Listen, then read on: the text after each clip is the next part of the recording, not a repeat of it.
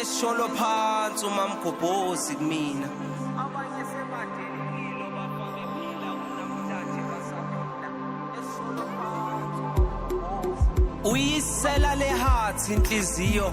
lento ifunayo yiyo angithi wena uthanda izinto kusho mina ngikhuluma nedakhi lendalo into emikahle stomach out ifika yomthoba nhliziyo angisayiphathi eka reverse umbako kamapakisha kuhle kweyouth kubantu abasha sela leheart inhliziyo lento ifunayo yiyo angithi wena uthando sewalifakela amazipho ngethemba lokuthi uma umuntu ekuthanda ukuphatha kahle bese akuthengela nezipho kanti akunjalo uthando selakuphaphisa wena lakumilisa nezimpiko walahlekelwa isimilo uzungakhohlwa imiyalo stop